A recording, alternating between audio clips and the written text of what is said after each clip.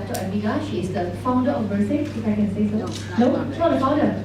Okay, she's one of the champion of Bersing. On my immediate right, Dr. Wong from Petaling Institute, and on my far right, Fathi, Aris, Omar. He is now the editor-in-chief of Malaysia and he used to be with the Malaysia team, right? So we have got three very distinguished activists, I can say, but also an expert in the society who's always fighting for freedom on behalf of many of us, the silent majority. And today it's our privilege and honor to have them with us. Let us first talk about the state of freedom in Malaysia. Is it a state of mind? Is it something that we define ourselves? Is it something that is defined and provided for under the federal constitution, but somehow we feel that we've been shortchanged? I don't know, let's hear from them later. But without further ado, let me first invite Dato Ambiga to take the floor. Each speaker would have 10 minutes, followed by an hour and a half worth or an hour worth of Q&A session. Thank you very much.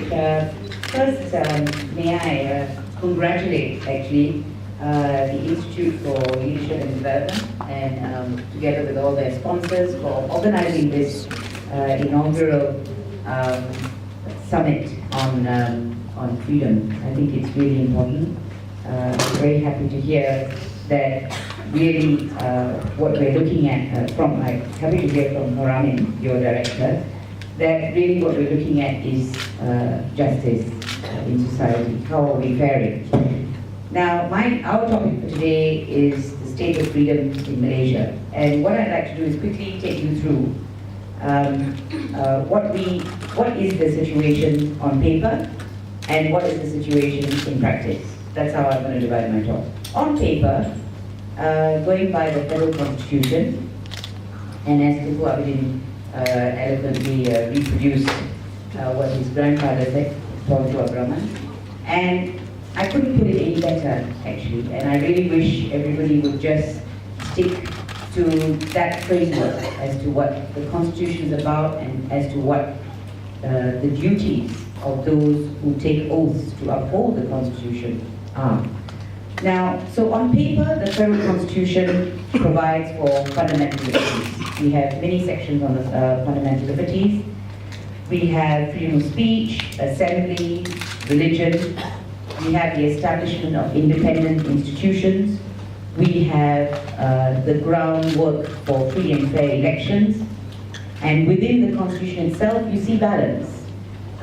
You see, despite the fact it allows for freedom of speech and expression, it does say Parliament can restrict it on specific grounds. They can't just restrict it as they wish. And also, if you look at freedom of religion, it says, and if you look at Article 3, for example, it talks about Islam being the religion of the Federation, but then you have the balance. But it allows all religions to be practiced in peace and harmony. Even if you look at 153, which talks about the special position of the Malays and the natives of Sabah and Sarawak, by the way, which is always forgotten, it also talks about the legitimate expectations of the other communities. So there's always a balance within the framework of the Constitution. And unfortunately, in interpretations of the Constitution, that balance is often misread, forgotten, or completely ignored. Now, what we have, though, are specific legislation, which in my view very often violates the spirit and the wording of the Federal Constitution. So what we have are oppressive legislation. So that's on paper as well. So the Federal Constitution is one of the overarching document, but we have the specific legislation, which to me flies in the face of the Federal Constitution. For example, we have the most recently gazetted POTA, which is actually a substitution for the ISA. Huge powers, massive powers, and very, very vague definitions, which means powers can be easily abused under that legislation. And ostensibly dealing with terrorism, but if you look at all the definitions, it could amount to, anything could be classified as that. And we wonder why in Malaysia we need far more extensive provisions on terrorism than other countries who are suffering greater problems with terrorism. Does it show an incompetence on the part of our authorities? Can they not operate without such extensive powers? To me, it actually reflects on their ability to control the situation if they need such awesome powers. It also shows that it is possibly open to abuse, that there is an intention to abuse this legislation. Then you have, of course, the Sedition Act, which the Prime Minister had said he was going to repeal, and rather than do that, he did exactly the opposite and enhanced the provisions in the Sedition Act. So what they did was, then of course we have other long-established oppressive legislation. The Official Secrets Act, which means there's no freedom of information, which means they can tie everything up under the Official Secrets Act, and what that does is it reduces accountability of government. Then you have the Printing Presses and Publications Act, you have the MFS2015, the Societies Act, by the way, which is a very oppressive piece of legislation, which is also used quite frequently to curtail activities. Now, all of this actually flies in the face, as I said earlier, of the fundamental freedoms which we are guaranteed under the federal constitution. The other issue, of course, is freedom of religion, which is always bandied around and which is also under pressure, as it were, from extremist views and so on and so forth. So freedom of religion also is under stress. So I would say all our fundamental freedoms under the federal constitution are under stress in this country because of all this oppressive legislation. And it's not just oppressive legislation. I would also say that it is also because of the way it is practiced. So on paper, we have problems, but in practice, it's even worse. And I'll tell you why. If you had to answer the question, what is the state of freedom in Malaysia in practice, the answer would be, it depends on who you are. Which is completely the wrong answer. It should be irrelevant who you are. And why do I say that? For example, this is just a few examples. Since February 15, in fact since the Anwar judgment, there have been more than 100 cases, in fact I think it's close to 150, of investigations under the Sedition Act and many other Sedition Act, and as well as the other legislation, some of the oppressive legislation that I mentioned. And you see many people being called in for investigations. And what the police do is, they call you in for investigation, by the way, only from one side of the political divide, as it were. If you needed to divide this country politically across the board, it would be only one group of people who are facing this kind of oppression. And what they do is, they arrest people under this various legislation, and they hold them overnight. And then they apply for remand orders to put them in jail. They don't necessarily charge you after that, but they use the remand process to punish you by putting you in prison. And this is even for obvious cases. You remember the Malaysian Insider, Fathi will deal with that. Malaysian Insider, the arrest of the journalists, right? The Edge, Hokepat, and all of them had to spend one night in jail. Why? When you are going after them for something that's in print, there's no more investigation that needs to be done. You just deal with what's in print. So there was that. Then of course you had, I don't know if you all remember, Nurul Izzah was hauled in and she spent one night in March for saying something in Parliament about her father's case. Eric Paulson, ED and co-founder of Lawyers for Liberty, he was arrested at Dataran Merdeka, and I think they sent 20 policemen to arrest one man. Then you have about 80 anti-GST activists who were arrested at the Kelana Jaya Customs Complex, taken to the police station. Some of them had remand orders for a few days. And then you have, of course, Rafizi. I mean, come on, I don't even need to list for you the members of opposition who are constantly, Kenchua, Rafizi, and so on and so forth, all of them constantly being hauled up under the Sedition Act and held overnight. Unnecessarily. I mean, nobody's going to run away from this country, for goodness sakes, We want to stay and fight for this country. That's one thing they better get straight. Then, of course, you had Hishamuddin Rais in March 2015, and it was the way he was arrested. What they did was, he was traveling in a taxi, near Dato Ambiga. He was followed by a silver-colored Honda Civic with no markings and several motorcycles. My goodness, just to arrest one man, all right? And what they did was, 6 men wearing balaclavas grabbed him when he came out of the taxi and dragged him by his chest, covered his mouth to stop him from shouting, and they forced him into another car which sped off. I mean, goodness gracious me. You know, it is appalling the way in which they're behaving. Then you had Matsabu was also arrested 28th of March by 20 police officers wearing balaclavas and bearing weapons in a restaurant in Butterworth. You had Khalid Samad facing the same thing, and 3 a.m., you're right, in the morning, you could have just called him up and he could have come to the police station.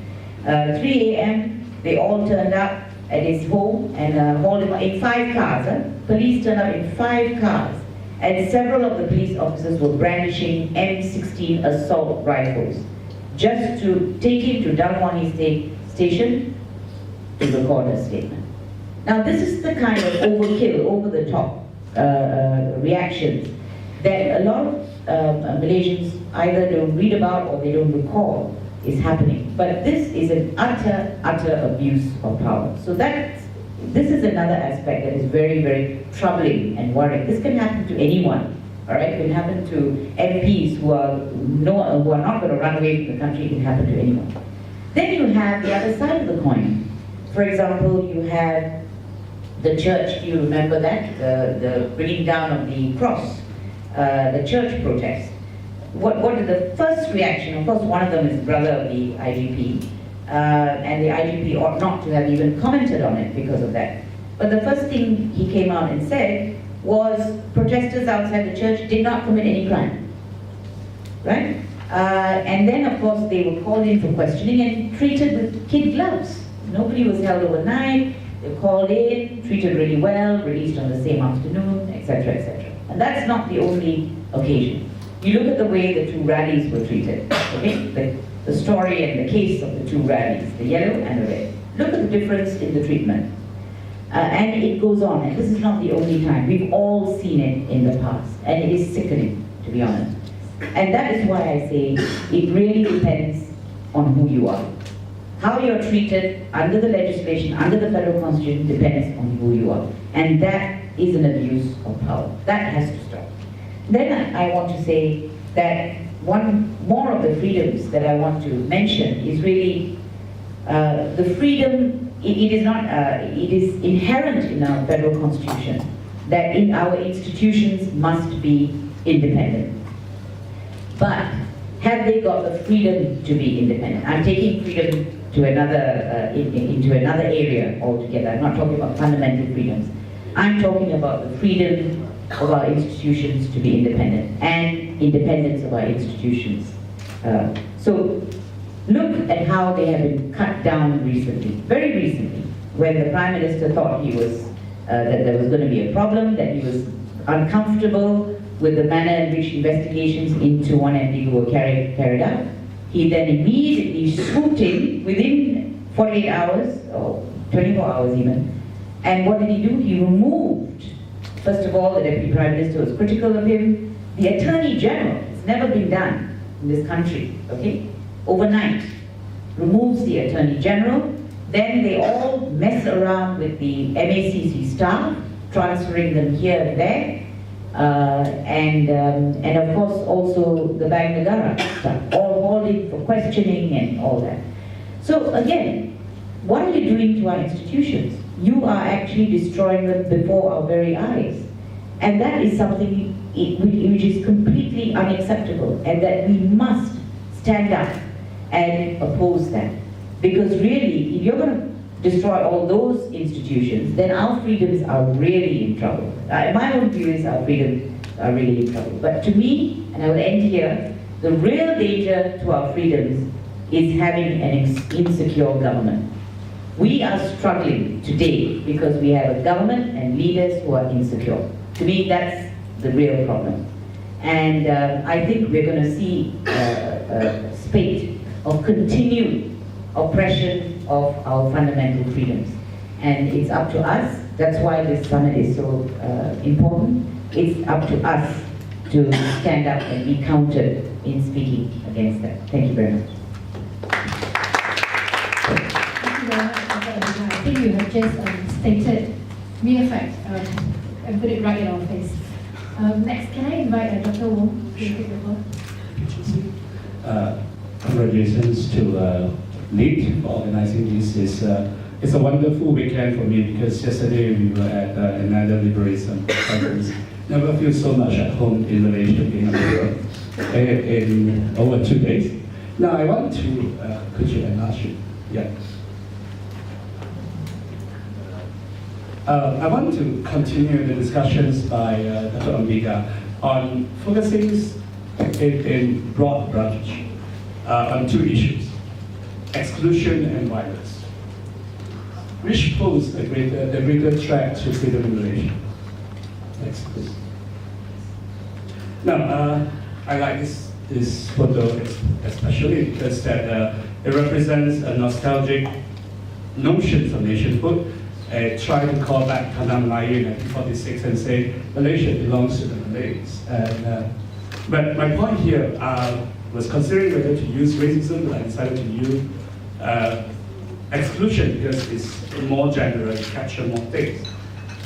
The threat to freedom that exclusion poses is that it denies some people certain freedoms that are available to others. As what Dr. Ambiga put it, you see blatant instances of double standard. So it is wrong for some people to storm on leaders' picture. It's all right for you to burn effigies of others, to take an example. Next, please. The other issue is violence. Now, unfortunately in Malaysia, that the violence is normally goes together with racism. So we have not had a hardline Democrat, hardline liberal who would say we're going to push our agenda with violence. No, you do not have that yet. You basically have only on one side. But the point here is still important to separate it, to really ask and say what would be our priority, which is the greater danger threat to us, to our freedom. Next, please.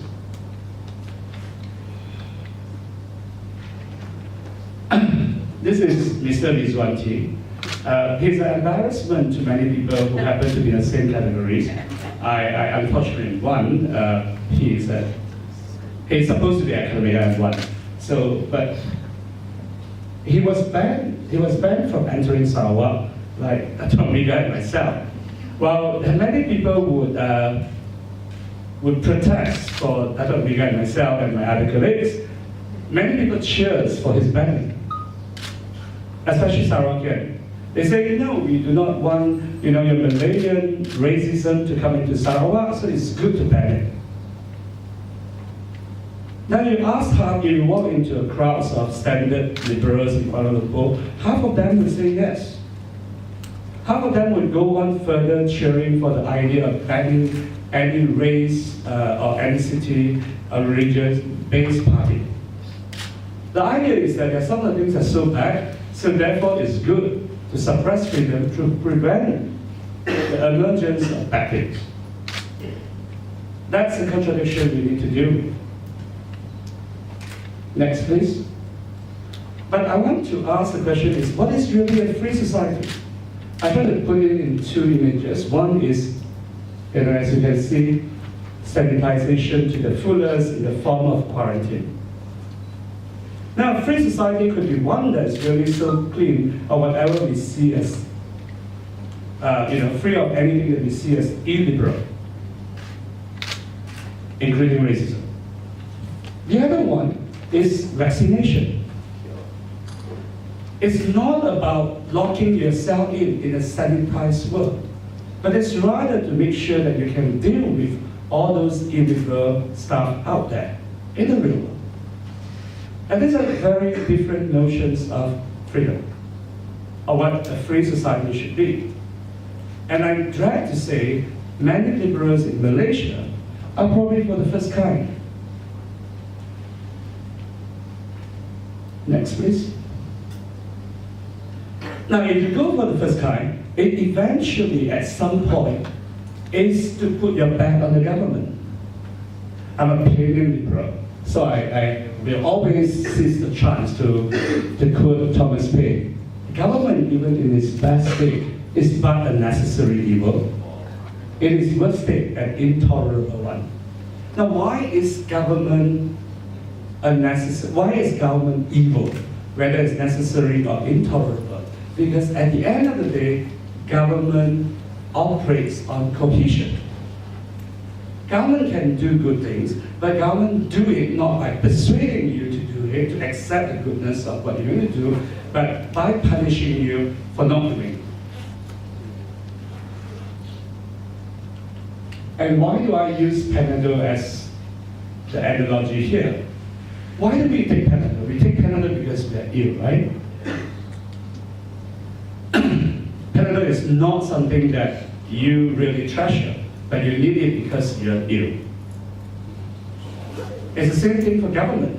If we are all angels, we wouldn't need government because we help each other, we do all the good things. Because we are not, therefore we need government. But fundamentally, government is evil because it operates on punishment, on cohesion. Whatever good things that you are forced to do, it becomes actually less good because you do not do it on your free will. And if you get addicted to Panadol, we call you drug addicts.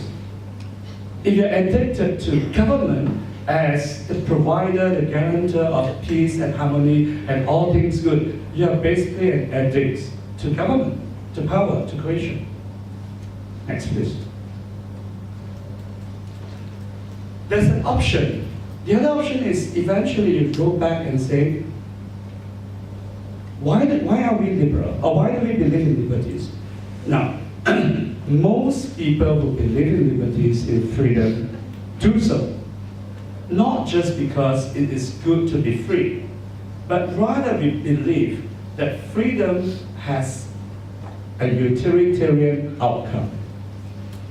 Because we are rational. Therefore, when everyone has a chance to use their freedom, to employ their reason, that will be the best outcome. So we don't talk about liberty, for the sake of fun. We talk about it whether or not we are aware of that. It's because we have some sort of belief, faith in reason. That picture, it may not turn out to be very clear, is actually a bunch of crabs in a bucket. Some of you may have heard about that analogy. Crab mentality means that if you see a crabs in a bucket, one crab may want to climb up, other crabs will pull it down. Because if I'm not going up, you are not going up.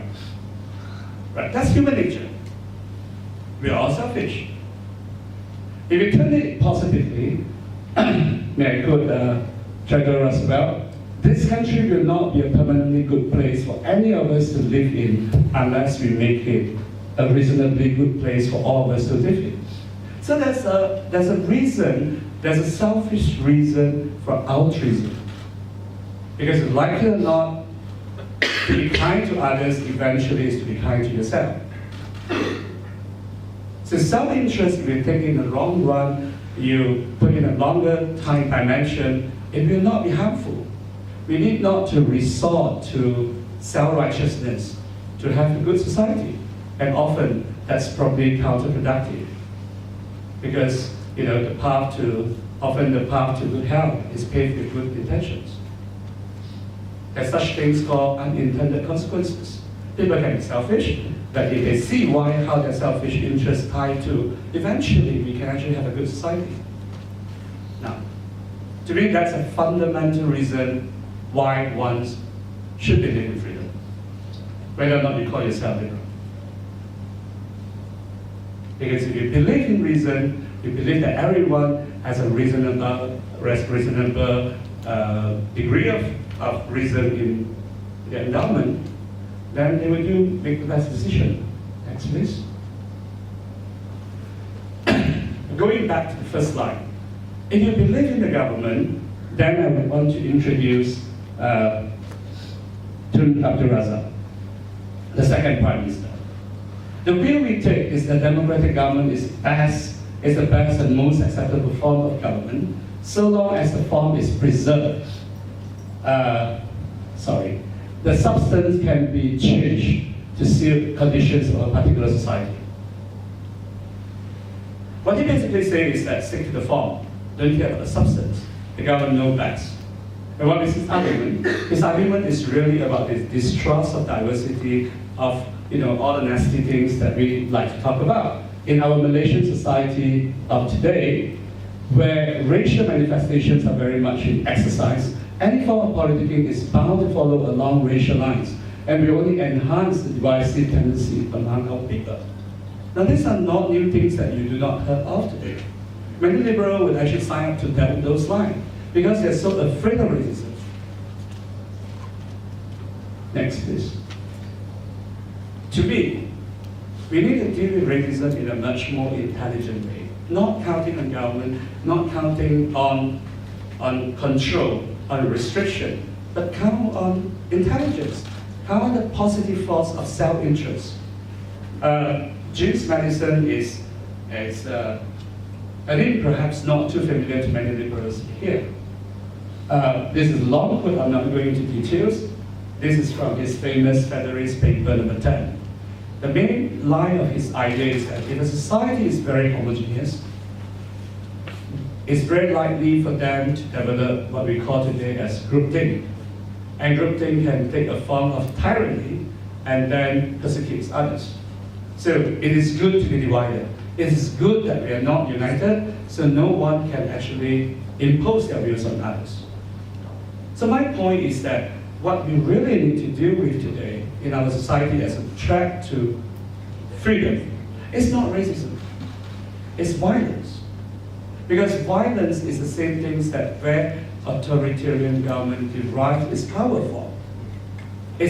Violence is the antithesis of reason. Because if you use your fist, you do not need to use your brain. Next, please. So, my last point to sum up is that what we need to promote is enlightened self-interest. Is to allow the bigots, the racists, the extremists, to make the best out of it, for people to be convinced why living together is in the best interest of everyone. We are not going to be angels. I don't believe in utopia. I don't think we can change human nature to get everyone to love each other. But what we need is to ensure that self-interest will translate into something positive for others. So that once freedom, I think we should promote reason. To promote discussion, to deal with ideas that we hate and we dread. And to curb violence, because when violence speaks, there's no room for reason. Thank you. Thank you very much, Dr. Wong. Representation is very interesting. I think it is not often that we see people associating freedom with violence instead of racism in this country. But we'll come back to that later. Next, can I invite Fathi to take the floor? Thank you. Terima kasih. Saya cakap bersama US. Terima kasih saudari Moderator, adik-adik pihak penganjur. Hari rasa oleh Wong buat tentang konsep juga dan segala macam. Dan saya nak bahagikan dalam 10 minit ini dalam 2 poin utama saja, iaitu sebagai editor dan aktivis media. Kita harus faham memang banyak undang-undang yang disebut oleh Dato Ambiga tadi yang mengawal kebebasan kita bersatu, khususnya rasmi, dan apa yang berlaku dalam tempoh krisis YMTB beberapa bulan yang lepas ialah percubaan bukan sahaja untuk mengawal institusi seperti SPRM, MACC, kenyataan-kenyataan menteri untuk mengawal internet. Walaupun sebenarnya kalau kita lihat dalam tempoh 16 tahun, trend ini tidak spesifik kepada Malaysia. Banyak dari dunia ini cuba untuk mengawal internet, seri maklumat, ya, pemantauan dibekalkan oleh dunia pertama kepada dunia ketiga dan dunia yang lebih otoritarian. Yang dikatakan misalnya oleh Dato Saleh, Menteri yang baru, iaitu untuk mencadangkan untuk mengawal portal-portal berita. Saya rasa ini satu trend yang harus kita jaga-jaga supaya kerana kita tak pasti setakat ini tidak ada tanda-tanda yang jelas. Tapi dalam laporan-laporan media kita pastikan kemungkinannya kalau ada pindaan kepada akta-akta ini akan dibentangkan dalam sesi Parlimen yang akan datang pada bulan Oktober. Jadi mungkin kita perlu mobilisasi yang lebih besar untuk kalau ada percubaan untuk mengawal internet. Kerana saya rasa sedikit sebanyak sejak adanya internet, khususnya dari krisis politik 1998 sampai sekarang, dengan adanya portal-portal berita, kita lebih menikmati kebebasan dalam di dalam komunikasi maklumat, ya, khususnya dengan ada media sosial. Menarik dalam perkembangan media ini ialah saya bahagikan kawalan ini kepada dua, iaitu kawalan rasmi dan kawalan tidak rasmi. Jadi media ini berada di tengah-tengah yang mengkomunikasikan kawalan itu, undang-undang kebebasan, undang-undang tentang hak asasi dan yang melanggar hak asasi dan melanggar asas-asas demokrasi bersifat rasmi. Kita nampak dan kita boleh baca laporan seperti Suara, laporan daripada CIT dan kebebasan media tentang civil rights dan political rights, dan kita boleh tengok indeks-indeks yang dikeluarkan oleh pihak Enterprise Freedom House, RSF, ya. Tetapi yang lebih halus dan lebih besar, yang lebih subtle, yang tidak dinyatakan melalui undang-undang, yang kita tidak nampak secara hitam putih melalui undang-undang, yang tidak unwritten, informal, and very subtle control, form of control. That is, for example, for Malay community Islam. One example, dia macam ni, nak ceritanya ialah actually any form of communication, language, words, framings of ideas and discourses, whether we are in free community society or not free community society. Contohnya kita melihat tarian K-pop dan tarian Hindustan. Kita tengok satu set tarian K-pop dalam YouTube misalnya sampai 50 detik. Kita tengok tarian dalam filem Hindi dan tarian video klip Hindi. Kita akan perasan satu pattern gerak tadi, koreografi tarian itu. Jadi dalam masyarakat kita, khususnya masyarakat Malaysia yang didominasi sebahagian besarnya oleh Islam dan diskurs Islam, kita berdepan fenomena yang sama.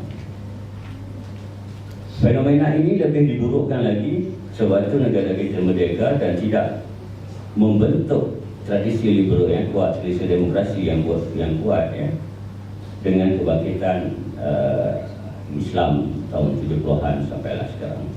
Saya selalu obsesi dengan kebangkitan Islam ini kerana ini antara minat utama saya, kerana sebahagiannya saya usia muda saya dihabiskan dengan kegiatan sekuama ini, dan sebahagian usia tua saya ini taklah tua sangat, 47 tahun, tetapi mengkritik mereka pula, ya.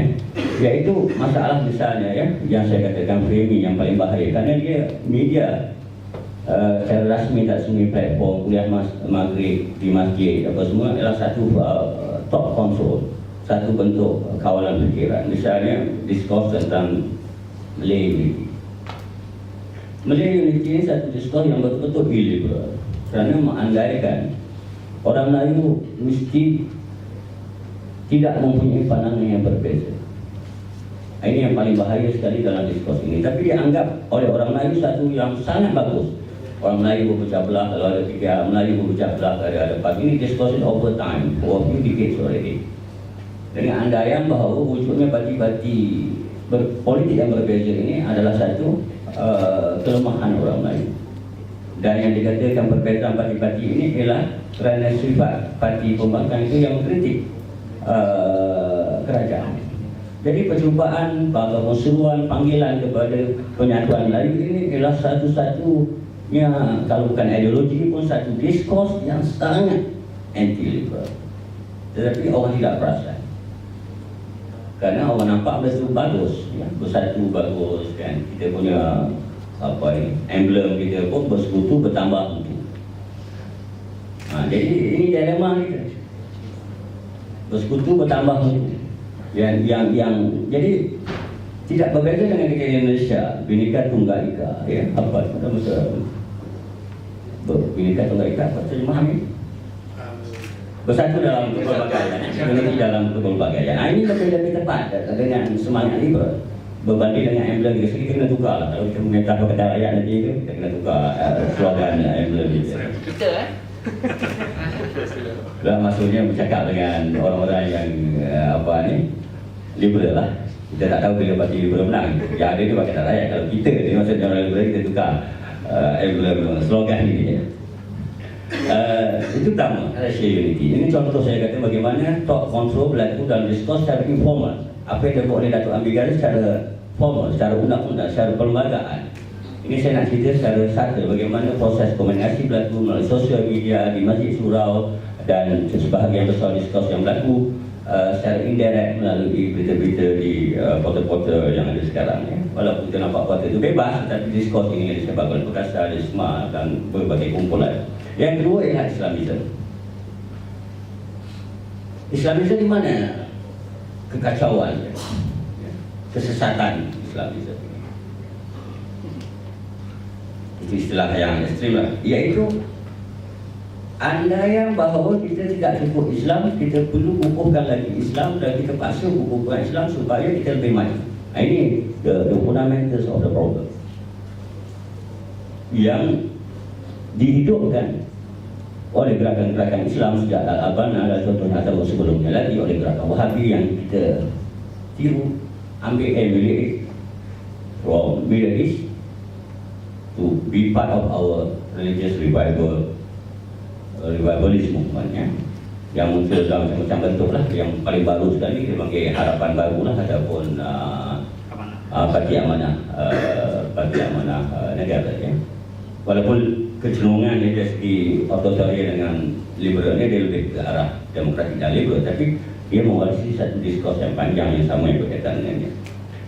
Yang kalau saudara nak tengok contoh yang saya nak sebutkan tadi, boleh tengok Facebook saya tak pamerkan di sini. Iaitu saya buat dua premis yang asal dan di situ ada dalam tempoh saya nak tak sampai 24 jam ada 60 lebih komen yang sebahagian besarnya terperangkap dalam diskurs ini. Apa provokasi saya dalam tulisan ini? Yang pertama saya katakan ini, ajaran Nabi Muhammad ini tak perlu dikaitkan dengan wahyu. If you're going to implement Islam, you don't have to say this is revealed knowledge from God. There are a lot of other ideas, human ideas, has been successfully implemented at civilizational and state level without being associated to reveal knowledge. It's a fact. It's also a fact.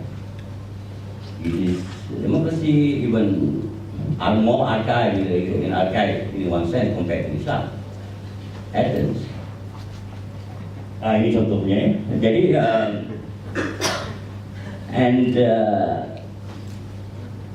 Marxism and liberalism. Yang kedua ialah kita have to accept the social facts that without Islam or any form of religion, human being can be good.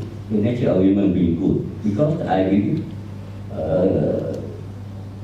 in order to survive, we have to have a good system, have quite good sense of what is good, what is bad, what is right, what is not right, what is justice, what is not injustices.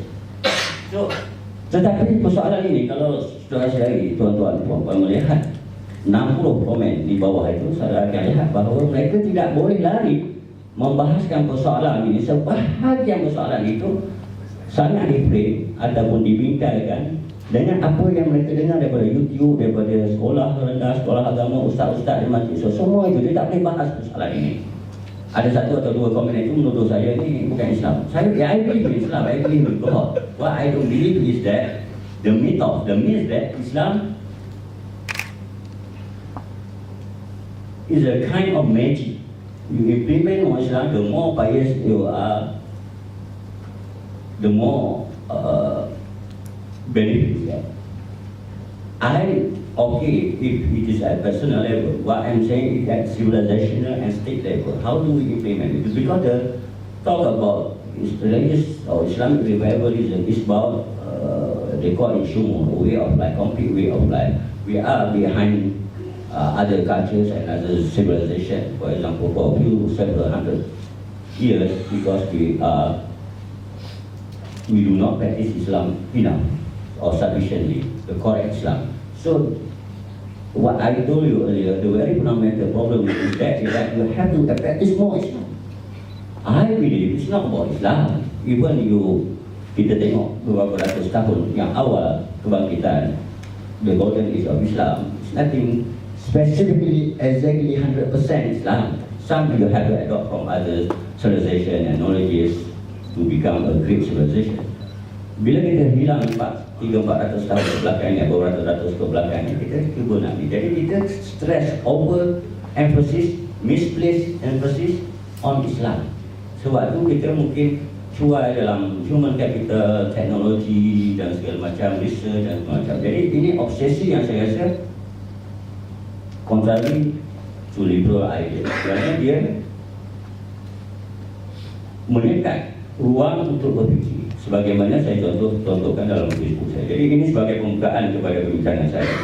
Yang saya tekankan lagi, kawalan anti-liberal ini bukan saja dalam sistem undang-undang yang kita boleh ubah, tapi yang lebih halus, lebih subtle yang kita kena ubah secara constantly debate, every minute, every hour.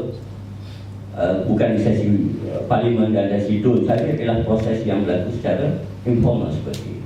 Inilah perjuangan orang-orang liberal seperti saya dan saudara yang saya kepada kebebasan demokrasi dan liberalisme untuk memberi apa yang Dato buat kata reason. Kalau kita tak mampu berhujah, maka kita akan berdepan dengan senario dan kita lebih susah berhujah dengan orang yang tak mampu berhujah. Terima kasih. Terima kasih Fathi for your deliberation. I must say that all three of our panelists have got very interesting perspectives of their own, but all three of them lead us to the same common destiny, the state of freedom of the country. What it means by freedom to most Malaysians. Okay, we will now have roughly 45 minutes. I mean, how much time do we have for Q&A? We actually have until 12 p.m. We have until 12 p.m. Okay, do we have any questions from the floor for the panelists? I can start. Okay. I have several questions to each speakers. First, I think to maybe if you can keep to one question per speaker first. Okay. Then we give opportunity to others to also pose their questions. okay, my questions to Ambiga is about transition government because I think in the past few years, I think there are growing numbers of Malaysians who expressively show their dissatisfaction towards our government, and some of them are also inclined towards revolution, so-called revolution. And but in based on our history, in world history, only 19 countries that gone through revolution that successfully transit to the democratic government, while most of the countries are going back to dictatorship. So I believe one of the key things that will happen during that period of time, the transition towards the democratic government, is the benevolent, so-called benevolent dictatorship, where the government have substantial amount of control during the process. How do you look at Malaysia if we are going to that phase? To Dr. Huat, you mentioned just now about the violence as the actual values that against freedom, not the racism. But I do believe that racism is more fundamental that trigger the violence. So I think to me, it's better for me to fight the fundamentals rather than the symptom. Okay, and to Fathi, you mentioned just now about the tadi Fathi maklumkan pasal agama dalam negara. Saya rasa dalam konteks Malaysia juga ada satu prejudice terhadap orang-orang agama. Saya pernah menulis mengenai betul. Saya just cuba untuk mencabar pandangan status quo yang kata Kelantan tak boleh buat. To me, as a liberal, I believe I aspire that each state government have more powers and they can formulate their own like a criminal law. So people have options. If they think that Kelantan is not good for them, then they can move to other states. So as liberal sama sekali ada option. Jadi setiap negeri ni boleh. And I kalau ambil daripada Islam pun, I selalu sebut bila Nabi kata hudud ni boleh ditangguhkan, maksudnya tak, kalau ada keraguan, so hudud boleh dikecualikan. Meaning di zaman Nabi ni mungkin ada dualisme, ada dua set undang-undang. Maksudnya kalau hudud tak ni, maksudnya dia akan pergi kepada satu undang-undang lain sebagai alternatif. So I think tak banyak discourse yang explore on that part. That's why bila saya tulis hudud tu bukan kata siding with other side, tapi saya rasa macam mana nak wujudkan masyarakat lebih demokratik yang mana semua orang ada peluang untuk melontarkan dia punya aspirasi politik lah. Macam PAS ni saya nampak dalam konteks real politik Malaysia, PAS macam tersudut. Bila sebut tersudut sikit, semua orang macam tak bagi dia bincang. Tapi dalam masa sama dia cakap PAS kena engage, kena runding. Tapi kalau kita tengok in public discourse, ialah partly mungkin kelemahan PAS jugalah yang dia gagal untuk bagi reasoning yang lebih baik. Tapi saya rasa ada kata benda ni dah 30 tahun and kita should be more constructive lah, instead of dia habis dekat media. Kerana bagi saya dia akan mempengaruhi juga corak politik. Ialah macam, to me, if we are talking about the alternative government, kalau PAS masih macam tu, we will still have the end deal. I don't know. That's my question. Thank you very much, Ambiga. Dato, would you like to respond? Yes. On the question of transition government, actually, Hakam, which I'm president, came up with recently with a Demi Rakyat action plan after the issue about the Prime Minister arose, because we see it, and I still see it, as a crisis, a national crisis. Because normally in other mature democracies, in such a situation, the Prime Minister will at the very least take a leave of absence. In some countries, they will resign when they are faced with such serious allegations, which are not baseless, which even he admits to a certain extent, and he admits to money going into his account.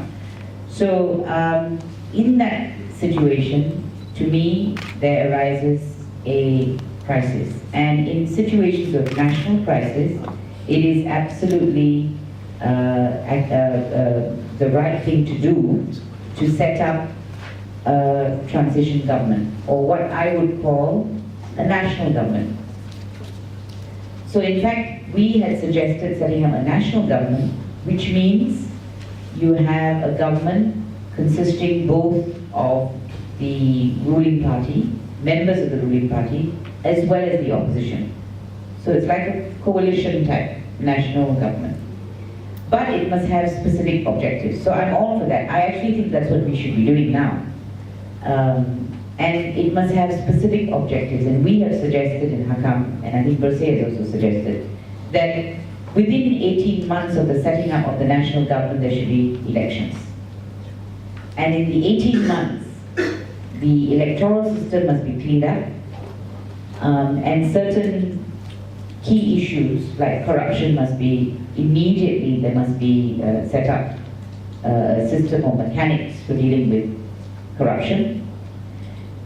We suggested GST be abolished, or there be a moratorium on GST, because it has come in at a completely wrong time, when the economy is bad, when people are suffering already, there ought to be a moratorium. My own view is, in this country, if we deal with corruption, you won't need to impose a GST.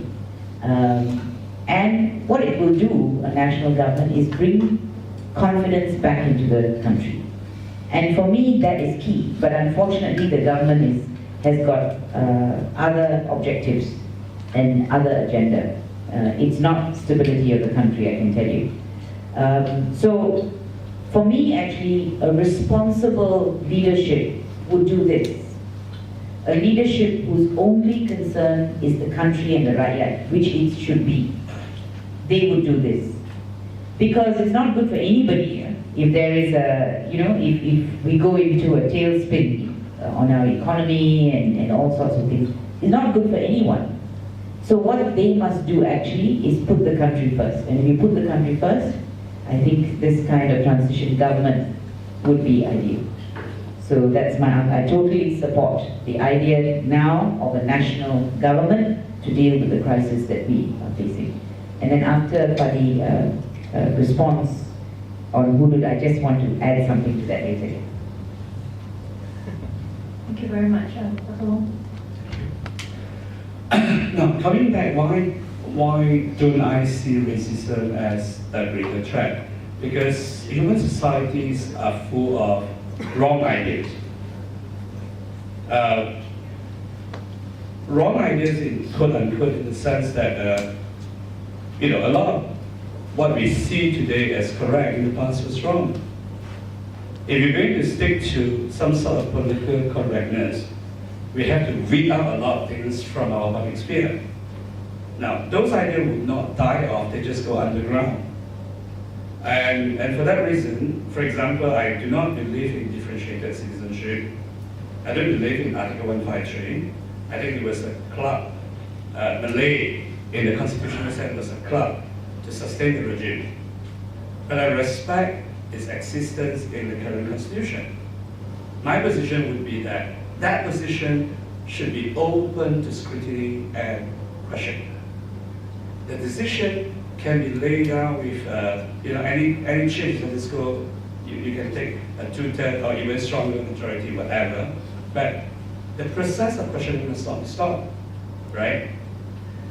If you're going to say you're going to ban racism, to be congruent, you probably need to ban 153 first. And that's not helpful because that's part of the reality that we're living in. There are a lot of things we're going to have different views on. Just to sum up on this part, that I probably need to say, coming from a positivist background, I don't know what is good for others. I already know so far what is good for me at this moment, because next moment my mind may change. So how do I propose something to police the thought in society? I can't. If I'm going to say that we should ban UMNO, then maybe we should stop the line.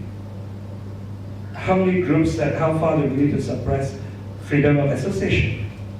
I would rather all these things to be in the open, to be questioned. Now, if a society is dumb enough to buy in racism, then they deserve the government and the politics they have. So at the end of the day, I don't think the idea is for liberals to advocate for some sort of utopian good at the end of the day. But it was rather to say we all should get what we want, right? Eventually you get what you wish for. And what we need is an informed decision. We must defend people's right to make mistakes, to hold on to wrong position. The point is no one should be protected on that. Now, I know your third question is actually for Fathi, but I want to steal that and to go into it. I have a passion for Sharia law. And I think that is, first of all, it's misplaced to think that it was about hudud. It's not about hudud, it's about having a parallel system. And I can see where you come from, you argue and say, now we should, a liberal position should allow different types of laws for people to sign up. I think that's very true when the law is the basis of some voluntary contract. For example, you can have family law on that basis, because you are born into a family or you subscribe to a certain cultural code, therefore someone else share the same code for you to enter a marriage, or inheritance arrangement, right?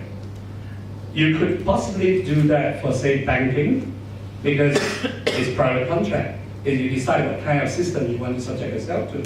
Now, what's wrong with criminal law? The problem with criminal law is that the relationship between criminals and victims is not voluntary. I cannot decide and say, I am a non-Muslim, that whoever wants to rob me, whoever wants to kill me, must be a non-Muslim. If you can ensure that, then we can actually have separate law. So if you can have a way to get all the Muslim criminals in Kelantan and take a pledge, we will not go after every non-Muslim. I'll check your IC first. Okay, you Buddhist, sorry, I'm going to rob the next person. Because I don't want to create trouble for the system. If we can technically do that, then yes, I'm for it. But we can't. So the problem with past position is not about holding on a certain position. It's that they say, I know the best.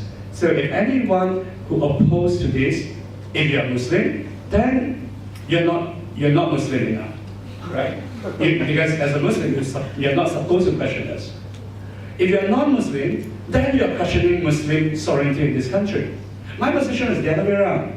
I put it very straightforward to them and say, now, I do not have a single drop of British English blood in my vein. I'm not even a Christian. There's nothing for me to be partial to the English common law. So I'm all for it. If Sharia law is better, more superior than common law, I'll sign up for Sharia law. The point is that you need to prove to me that it is better. They never want to prove it is better. They would never even want to deal with a glaring mistake in the Kelantan law. You know that for diat, there's a unit you pay for blood money. One diat in Kelantan, okay, let me start with Brunei first. One diat in Brunei is 4.25 kilogram of gold. That's roughly about 500,000 ringgit Malaysia today. In Terengganu, it's 100 camels. I don't know what's the market price for camels, but you assume maybe 500,000. In Kelantan, it's 4.45 gram of gold. That's about 600 ringgit. How can it be? It's clearly a copy and paste mistake, right? But it was never pointed out by any of the supporters because they dare not even to look into the details and to ask whether it is right. So you need a kafir like me. Sorry, talking and stealing your title. So you need a kafir like me whose reason is not inhibited to ask those questions. I think really we go back, I can't agree more with Fathi and say, it's a whole question here about reason. Do we see that reason is a threat to public good? That's really the question we need to ask. It seems like in our society there's so many people who cannot have enough confidence in others people's intelligence. They think that it's dangerous if people can think. And I think thinking is the very reason why we need freedom. I have not come across a liberal who would advocate the same freedom for a dog or a cat because a dog or a cat cannot think like a human being. And in that sense, I would argue and say, if you believe from a religious point of view that humans are special, then you have to defend our freedom to think. Otherwise, you're treating us just like any other animals. Thank you. Okey, Amin tanya pasal wuduk pula. Ini bersusuk tajuk kontroversi lepas ini mungkin Ambiga juga berminat. Saya sesimpel, saya minta berpanjang tentang wuduk ni. Saya rasa masalah paling besar kepada Islam di sini berbeza dengan kita yang liberal. Jadi kita tahu dalam literatur liberal banyak kutipan-kutipan seperti mana yang Dato buat sebut tadi, iaitu kita tidak percaya pada state. Tapi Islamis percaya kepada state. That's the problem. States rule. States are virtue in fact to Islamis. You can control anything. If you capture the state power, you can implement anything.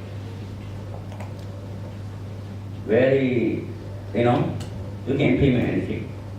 Bukan setakat criminal law yang dianggap sebagai hukum. You boleh paksa orang pergi sembahyang Jumaat macam mana di Kedah. You boleh paksa orang pakai tudung.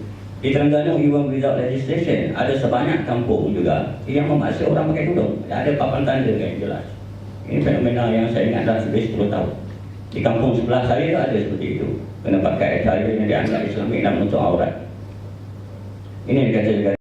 Banyak hal-hal yang kita anggap integriti yang sekarang ini 35 pun question dan kita pun dah menolak question dia, misalnya Huat laws dan segala macam yang saya rasa bergantung kepada enforcement yang bersifat non-state, civil society misalnya, dan ada groups yang boleh selesaikan masalah ini. Tapi kalau Islamis Jaya semuanya center around state kerana kononnya menafsirkan hadis yang mengatakan kalau kita ada kuasa kita boleh implement semua ini yang jadi bahaya. Jadi dia akan kehidupan yang complete way of life.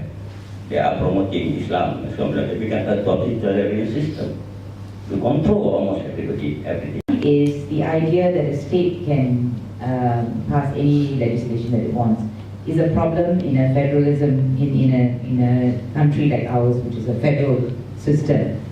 And our federal constitution actually says that criminal matters do not come within the state jurisdiction. They are federal. So there is a problem with the constitution. In my view, as a lawyer, that's the problem for hudud being introduced in one state. You can't change, you can't impose different criminal laws on people within a state. It is a federal matter, only federal can do it. So there's a constitutional problem, and my objection, in a sense, to implementation on a legal point of view is you have to abide by the Constitution. You can't, in other words, if you want to bring it in, you have to actually amend the Constitution, and of course you go through that process, rather than do it through what I consider the back door, in a sense, doing it an easy way and thinking you can do it. So for me, there is a conceptual constitutional issue with regards to, so your idea that each state, why don't they have that liberalism or that freedom to do what they want? Under our constitution, it's not possible. That's one. Number two, I completely appreciate what our Muslim brothers and sisters feel about hudud. It's very personal, it's very important. I can understand that completely.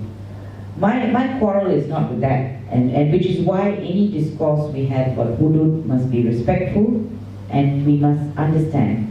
But similarly, I think you have to understand the anxieties of the non-Muslims. What are they worried about hudud? Which is why discourse is important. That's the point I want to make. And I think, and I told some of the, I've even mentioned this to my past friends, you're saying that Muslims cannot question the hudud law that they have drafted, cannot be right. You can't say they cannot question because it's come from God, because even the Kelantan and Terengganu legislation, tak sama. Tak sama. So if you say it's from God, then why are those two different? It's because it's human beings who are drafting it. And when it's human beings who are drafting it, of course you can question. And that's my quarrel. When Paz says Muslims cannot question, you just shut up, we know what we're talking about, we have drafted it, and this is the way it is. But it's human beings drafting. So that's where I think the freedom of thought and discussion comes in. You cannot, for me, it's subject to how you all feel. You cannot tell anyone they have no right to discuss a legislation. After all, it's a law, It's a law that you cannot discuss a law which is going to be imposed on any section of society. And as Huat has said, it also applies to non-Muslims. So I think those are the two issues I would raise. For me, actually, the conversation about hudud mustn't stop. It has to keep going on. And I think everybody has to respect each other's views, and we must have sensible debates about it. Stop being emotional and threatening and saying you can't question, you have no right to question, making you feel guilty about questioning a law. It is after a law that is being imposed in Kelantan. So for me, that is the best way forward. Have a moratorium on implementation of hudud, but continue the discourse with everyone.